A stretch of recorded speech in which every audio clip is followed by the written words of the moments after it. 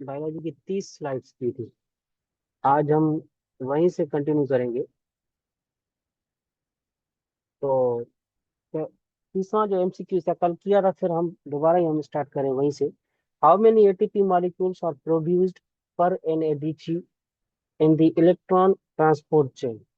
तो ये जो मैंने कल बोला था, इसका सी भी सही होगा, डी भी सही होगा, लेकिन आप जो है ना सी को क्लिक करना, सी अप्रोप्रिएट आंसर।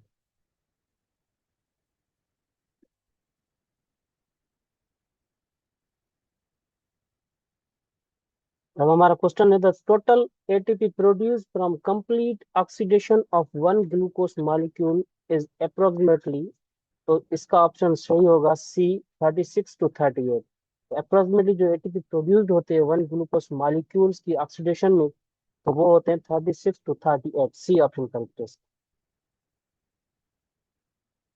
नेक्स्ट हमारा जो एमसीक्यू है वो है, which is the link reaction between glycolysis and Krebs cycle. तो इनमें से बहुत से ऑप्शन है। इनमें जो करेक्ट ऑप्शन है वो है conversion of pyruvate to acetyl coenzyme A. तो इनका जो बी ऑप्शन है वो करेक्ट ऑप्शन है। In lactic acid fermentation, example in muscle cells, pyruvate is converted to, pyruvate किस में कन्वर्ट होता है। तो इसका जो सही ऑप्शन है वो है lactic acid fermentation in muscle cells, pyruvate is converted into carbon dioxide and water.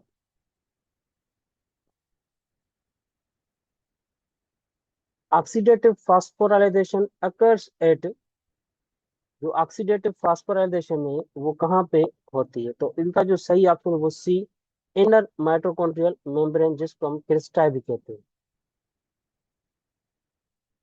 Evolution subsection है हमारा एवोल्यूशन, और यह भी जेएसटी टेस्ट में included topic.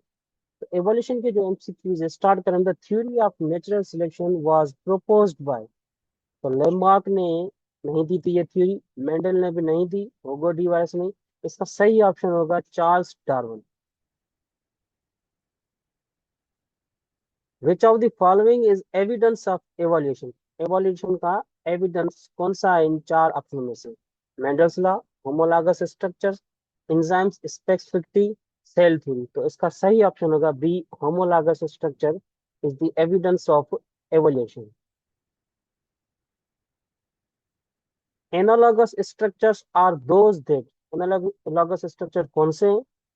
Have same origin but different functions, नहीं।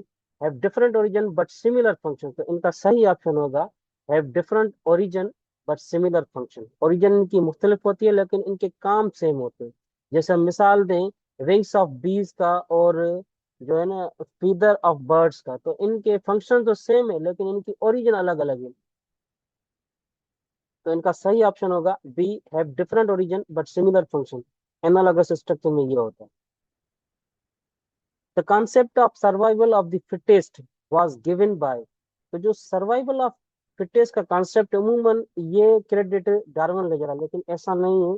जो सर्वाइवल ऑफ फिटेस्ट का कॉन्सेप्ट दिया था वो दिया था सी ऑप्शन, हर्बर्ट स्पेंसर ने सर्वाइवल ऑफ फिटेस्ट का कॉन्सेप्ट दिया था। विच of the following best defines adaptations. Adaptation को बेहतरीन तरीके से इनमें से कौन से ऑप्शन ऑप्शन जो है ना वो बेस्ट डिफाइन करता है। तो इनका सही ऑप्शन है B, inherited trait that increases an organism fitness in its environment. जो इनहेरिटेड ट्रेट्स कैरेक्टर्स हमें मिलते हैं वो हम ऑर्गेनिजम्स को एनवायरनमेंट से फिट, एनवायरनमेंट को एडॉप्ट करने में हेल्प करते हैं वो कैरेक्टर्स। तो इनका सही ऑप्शन है जो बेस्ट एडप्टेशन है वो इनहेरिटेड ट्रेट्स है that increases an organism's fitness in its environment. Fossils provide evidence of evolution by showing, fossils कैसे evolution के evidence provide करते हैं, उनमें कौन सी करें जाहिर होती है। तो इनमें से जो सही ऑप्शन है वो है changes in life forms over geological time. जैसे जैसे जियोलॉजिकल टाइम से जो लाइफ की फॉर्म से स्ट्रक्चर वो चेंज होती है, तो ये एक एग्जांपल है फॉसिल्स का एज एविडेंस तौर पे। तो इसका सही ऑप्शन है changes in life forms over geological time. Comparative embryology supports evolution. अब कंपैरेटिव एम्ब्रियोलॉजी जो है वो एवोल्यूशन को कैसे सपोर्ट करता है, तो इसका सही ऑप्शन है बी। डिफरेंट जो स्पीशीज है, डिस्टली रिलेटेड स्पीशीज के एम्ब्रियोज वो शो करते हैं सिमिलरिटीज इन अर्ली स्टेजेस। अब जब हम इनकी अर्ली स्टेजेस देखेंगे तो बिल्कुल ही अलग अलग, बिल्कुल डिस्टेंट रिलेटेड स्पीशीज हो, लेकिन उनके एम्ब्रियोज जो है ना वो सिमिलर होते हैं अर्ली स्टेजेस में। तो इनका सही ऑप्शन है B option. The Hardy Weinberg principle state that allele frequencies remain constant in absence of, जो अलील की फ्रीक्वेंसी है वो कांस्टेंट होती है as per Hardy Weinberg principle. Absence of किसकी एब्सेंस में, तो इनका जो सही ऑप्शन है वो है evolutionary forces like mutation and selection. इनकी एब्सेंस में हार्ड वर्क जो प्रिंसिपल है वो स्टेट करता है कि अलील फ्रीक्वेंसी रिमेन्स कांस्टेंट होते हैं in the absence of C option evolutionary forces like mutation and selection. Subsection में हमारा इकोसिस्टम, इकोसिस्टम के रिलेटेड जो एमसीक्यूज वो अभी कर स्टार्ट करें हम। The primary producers in an ecosystem और जो प्राइमरी प्रोड्यूसर्स हैं इकोसिस्टम में वो ऑटोट्रॉफ्स प्लांट्स और अल्गी हैं, ये प्राइमरी प्रोड्यूसर्स हैं।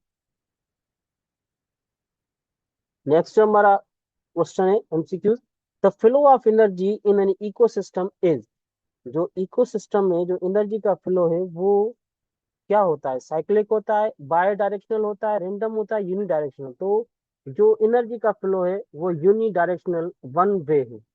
एक बार जो एनर्जी लॉस हो गई या यूज होगी वो दोबारा जो है ना कंज्यूम नहीं हो सकती, या दोबारा हम उनको इस्तेमाल नहीं करते। जैसे मिनरल्स में या जो ऑर्गेनिक सब्सटेंस है उनको हम साइकिल करते हैं, साइकिल ऐसे एनर्जी में नहीं होता, ये यूनी डायरेक्शनल वन वे होता है जो फ्लो होता है एनर्जी का ecosystem. Which of the following is the biotic component of ecosystem, ecosystem का जो बायोटिक लिविंग कंपोनेंट वो कौन सा है इनमें से, तो वाटर नॉन लिविंग है, सनलाइट भी, टेम्परेचर भी नहीं, डिकम्पोजर्स जो है जिसमें बैक्टीरिया और फंजाई आते हैं, ये बायोटिक कंपोनेंट है इकोसिस्टम के। तो इनका सही ऑप्शन है B, decomposers. The 10% law in ecology states that, तो जो 10% लॉ इकोलॉजी में, ये आप याद रखें, तो सिर्फ और सिर्फ 10% एनर्जी जो भी यूटिलाइज करते हैं, बाकी 90% जो एनर्जी है वो लास्ट होती है। तो इसमें क्या लिखा है देखें, 10% of sunlight is use by plants, गलत है। तो ये only 10% of energy is transformed from one trophic level to the next. तो इनका सही ऑप्शन जो है वो बी, सिर्फ और सिर्फ 10% एनर्जी जो है ट्रांसफर होती है एक ट्रॉपिक लेवल से लेके दूसरे ट्रॉपिक लेवल तक। तो इनका सही ऑप्शन है B. Nitrogen fixation is carried out by, तो इनमें नाइट्रोजन फिक्सेशन बैक्टीरिया होते हैं, वो ये नाइट्रोजन फिक्सेशन कराते हैं। तो जो नाइट्रोजन फिक्सेशन बैक्टीरिया है वो है राइजोबियम बैक्टीरिया। तो ये नाइट्रोजन फिक्सेशन का काम करते हैं। तो इनका सही ऑप्शन है B, ribozium, rhizobium bacteria. A food web differs from a food chain in that food web food chain से किस कैसे अलग है, मुख्तलिफ है। तो इट हैज प्योर ऑर्गेनिज्म नहीं होगा। It shows multiple interconnected feeding relationship. तो इनका सही ऑप्शन बी है, फूड वेब में मल्टीपल इंटरकनेक्टेड फीडिंग रिलेशनशिप होती है। ऐसे कह सकते हैं वो दो से ज्यादा फूड चेन मिलकर फूड वेब बनाती है। तो इनका सही ऑप्शन बी होगा, it shows multiple interconnected feeding relationship. Which of the following is an example of parasitic relationship. अब पैरासाइटिक में क्या होता है, एक जानदार बेनिफिट करता है, दूसरा जानदार को नुकसान पहुंचाता है, जिसको हम होस्ट कहते हैं। तो ये कैरेक्टर्स जो पाया जाता है वो टेपवर्म इन ह्यूमन इंटेस्टाइन में होता है। इंसान के अंदर, इंसान के इंटेस्टाइन के अंदर टेपवर्म होता है। एक एग्जांपल है वो पैरासाइटिक रिलेशनशिप का। टेपवर्म बेनिफिट लेता है और इंटेस्टाइन इंसान के लिए वो हार्मफुल है, वहां से वो अपना फूड वगैरह लेता है इंटेस्टाइन से। The term carrying capacity in ecology refers to, carrying capacity में ज्यादा से ज्यादा। तो इसका सही ऑप्शन बी होगा, maximum population size and environment can sustainably support. तो जो एनवायरमेंट है ज्यादा से ज्यादा जो पॉपुलेशन की साइज हो जिसमें वो ना सस्टेन कर सके और सपोर्ट कर सके। तो इनका सही ऑप्शन होगा B option, carrying capacity maximum population size and environment can sustainably support. Carbon cycle involves all of the following process except, तो फोटोसिंथेसिस कार्बन साइकिल, कार्बन का बड़ा रोल है, रेस्पिरेशन में भी है, कंबस्टेशन भी है, ऑक्सीजन की मौजूद कार्बन डाइऑक्साइड रिलीज होती है। तो इनका जो सही ऑप्शन है वो नाइट्रोजन फिक्सेशन, नाइट्रोजन फिक्सेशन में कार्बन साइकिल का कोई भी रोल नहीं है।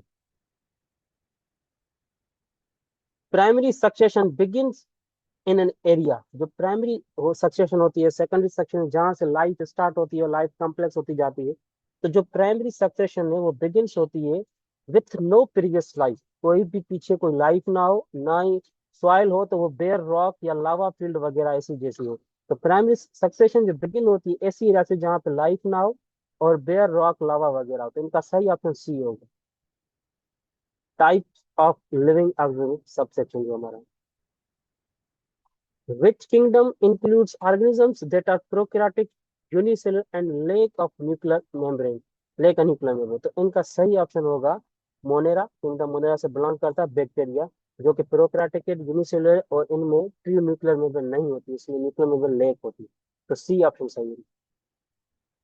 Viruses are considered non living because they, viruses को ये बॉर्डर लाइन के लिविंग और नॉन लिविंग के बीच में, इसको हम नॉन लिविंग इस वजह से कहते हैं क्योंकि इसमें एक तो खुद की मशीन नहीं होती और ये जो है हमेशा होस्ट सेल के बाहर कभी रिप्रोड्यूस नहीं करते। तो इनका सही option B, cannot reproduce outside the host cell and lack metabolic machinery, C option correct सही है। Which of the following is the correct of kingdom fungi, fungi के करेक्ट, किंगडम फंजाई के correct कौन से हैं इनमें से चारों में से? ऑटोट्रॉफिक म्यूटेशन नहीं है, प्रेजेंस ऑफ क्लोरोफिल ये भी नहीं है, इसका सही ऑप्शन सी है, ये हेट्रोट्रॉफिक म्यूटेशन होते हैं और इनमें जो सेल वाल है वो बनी होती है काइटिन की। तो सी ऑप्शन का सही है। Bryophytes are called amphibians of plant kingdoms because, याद रहे एम्फीबियंस ऐसे जानवर जिसमें फ्रॉग और टोड्स आ जाते हैं, जो पानी में भी रहते हैं जमीन में भी रहते हैं। तो ब्रायोफाइट्स को हम एम्फीबियंस ऑफ प्लांट किंगडम भी कहते हैं, क्यों? क्योंकि एक तो इनको जो है ना वाटर की जरूरत होती है सेक्सुअल रिप्रोडक्शन के लिए, और ये लैंड पे रहते हैं, लिव ऑन लैंड, तो इनका सही ऑप्शन है B, they need water for sexual reproduction but live on land, इसीलिए हम ब्रायोफाइट्स को कहते हैं amphibians of plant kingdom. Which of the following is the correct feature of mammals? Mammals के कौन से करेक्ट से following इन जो चार ऑप्शन इनमें, तो इनमें जो mammals के करेक्ट से वो है C option, mammary glands and hair, जिसको हम फर भी कहते हैं। तो mammals में जो मेन करेक्टर है वो मेमोरी ग्लैंड्स और हेयर फर होते हैं, तो इनका सी ऑप्शन सही है। Angiosperms differ from gymnosperms in that angiosperm plant में जिम्नोस्पर्म भी प्लांट्स होते हैं।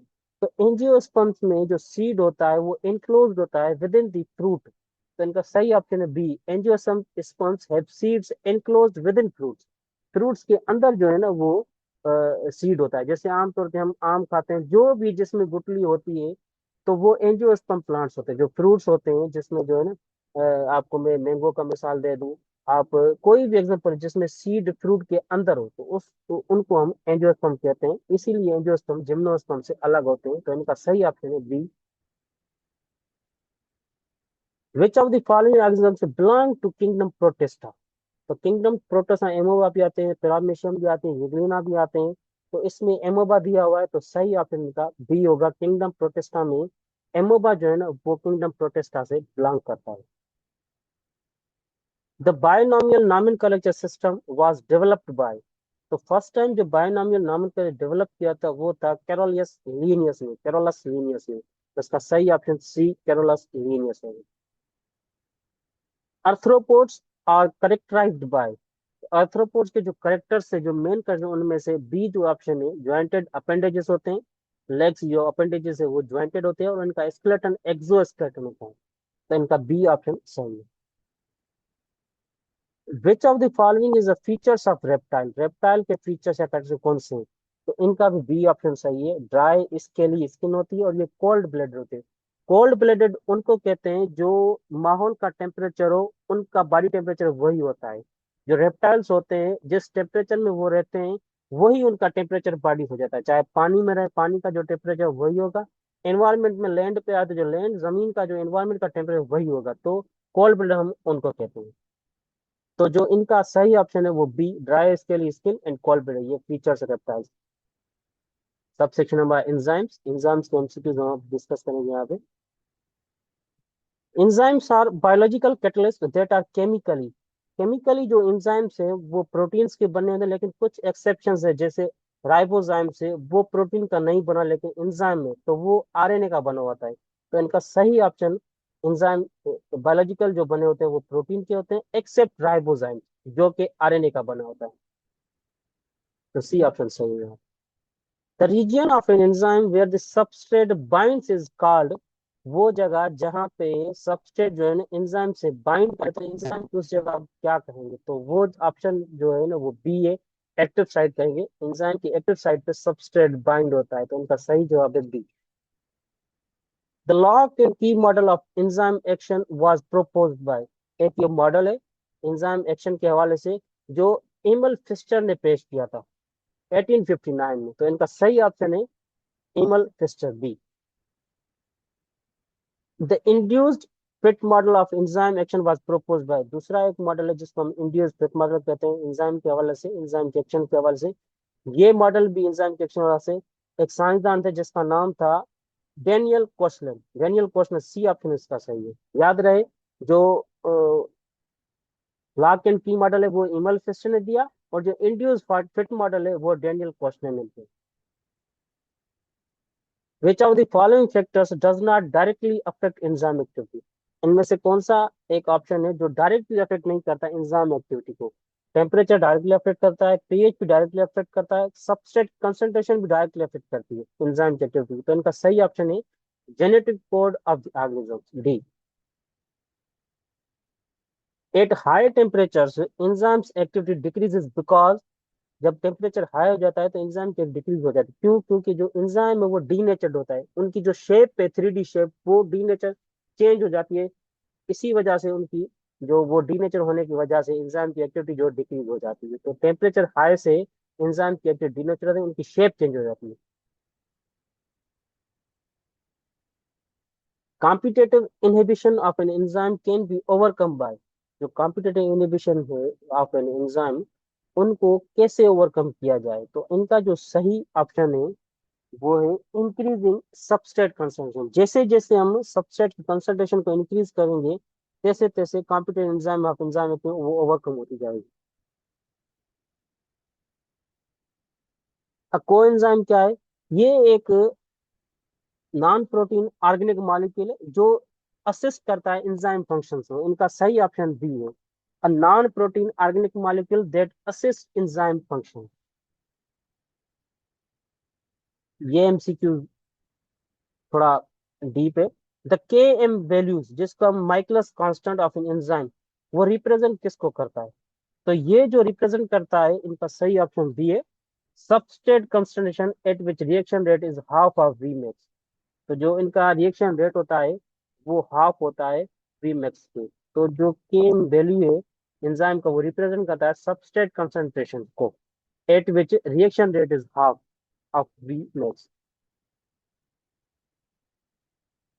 विच of the following is an example of non competitive inhibitor, non competitive inhibitor का कौन सा एग्जांपल इनमें से? तो इनका जो सही ऑप्शन है वो है B, heavy metals binds to allosteric site. तो ये नॉन कॉम्पिटिटिव इनहिबिटर का एक एग्जांपल है। Feedback inhibition in enzyme activity means, इनका मतलब क्या होता है?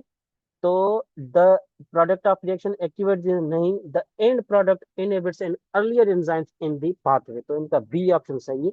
जो आखिर वाली प्रोडक्ट होती है वो जो शुरुआती स्टेज होता है उनको जो है ना वो इनहिबिट करता है। तो इनका बी ऑप्शन सही है, feedback inhibition in enzyme means the end product inhibits in earlier enzymes in the pathway.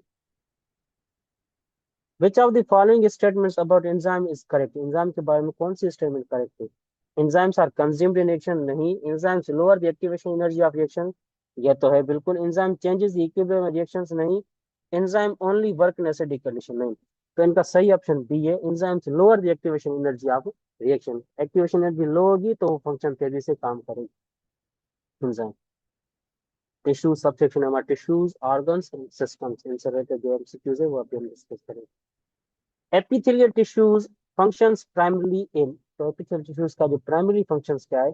एक तो ये कवरिंग, लाइनिंग और सिक्रेशन में अहम किरदार अदा करते हैं। इनका सही ऑप्शन बी है। Which type of muscle tissues is involuntary and striated muscles?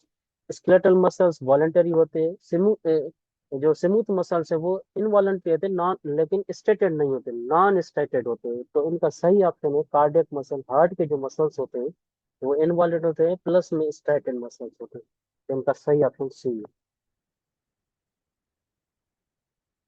The part of neuron that carries impulse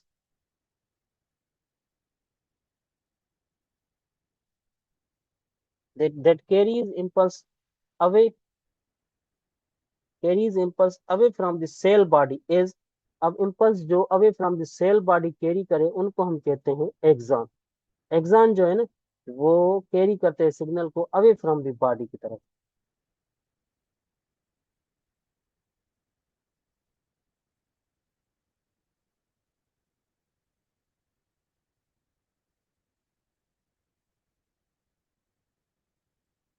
connective tissues that includes all of the following except, connective tissues जो सारे के सारे इंक्लूड करें सवाए कौन से?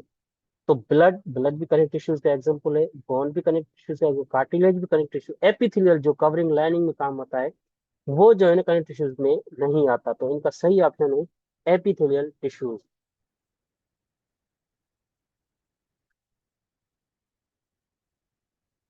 विच blood cells are responsible for carrying oxygen, oxygen कौन लेके जाता है, कैरी करता है? तो ल्यूकोसाइट नहीं लेके जाते हैं, प्लेटलेट्स भी नहीं, इरिथ्रोसाइट्स, आरबीसी जो है ना ऑक्सीजन को कैरी करते हैं बॉडी के अंदर। तो इनका सही ऑप्शन सी इरिथ्रोसाइट्स आरबीसी है।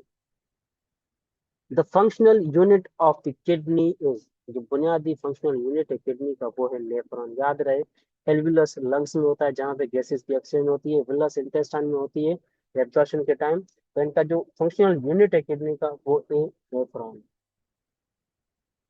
Which organ system is responsible for gases exchange in humans, humans में जो गैसेस एक्सचेंज सिस्टम जो काम करता है वो है रेस्पिरेटरी सिस्टम। रेस्पिरेटरी सिस्टम में जो गैसेस एक्सचेंज होती है इंसान के अंदर।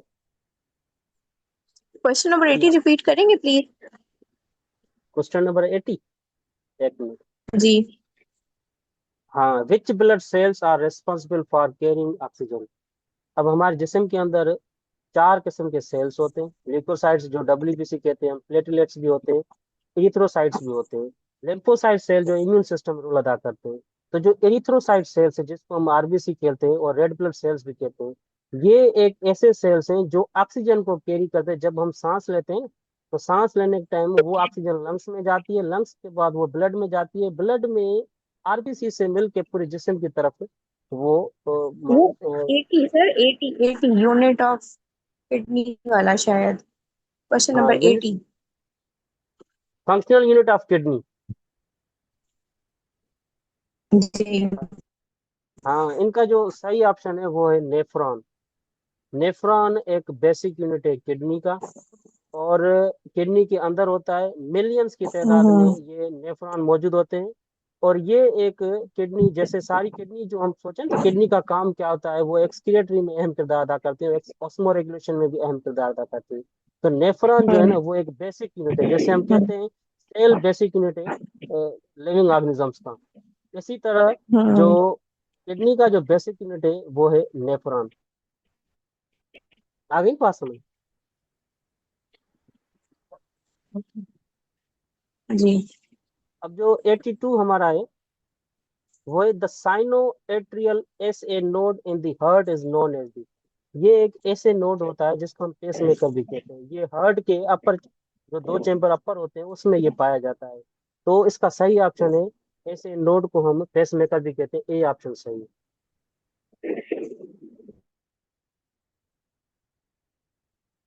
पेरिस्टल्सिस is the wave like muscular contraction that occurs in, ये पेरिस्टल्सिस मूवमेंट होती है wave like pace muscular maker कहते हैं। कंट्रैक्शन। पेस मेकर सही है उनका 82 का। Peristalsis is the wave like muscular contraction that occurs in the, ये जो मस्कुलर कॉन्ट्रैक्शन है पेरिस्टल्सिस ये डाइजेस्टिव ट्रैक्ट में होती है। तो इनका सही ऑप्शन है C. Which part of the brain controls the balance and coordination, इनका सही ऑप्शन है सी सेरिबेलम, बैलेंस करता है coordination control. Hormone insulin is produced by the इनका सही ऑप्शन सी पेनक्रियाज, जो बीटा सेल्स होते हैं आइलेट्स ऑफ लेंगे वहां पे ये प्रोड्यूस करते हैं। Xylem tissues in plants is responsible for, ये transport of water and minerals कराते from the roots to leaves. Phloem जो टिश्यूज होते हैं ये ऑर्गेनिक सॉल्यूट्स, शुगर्स या कुछ from leaves to other parts ये ट्रांसपोर्ट कर रहे हैं फ्लोएम टिश्यूज। स्टोमेटा जो लीव्स में पाए जाते हैं ये ओपन और क्लोज होते हैं गार्ड सेल्स की वजह। बी ऑप्शन इनका सही है, guard cell. Which of the following correctly describe the structure of human heart, ये फोर चेम्बर्ड हार्ट है with no atria and true ventricle. C option इनका सही है। lymph nodes functions in, ये फिल्टरिंग lymph करता है और एक्टिवेटिंग इम्यून रेस्पॉन्स करता है। अब कोई सवाल हो तो आप सवाल हमसे पूछ सकते हैं, यहीं पे 5 मिनट आपके पास है।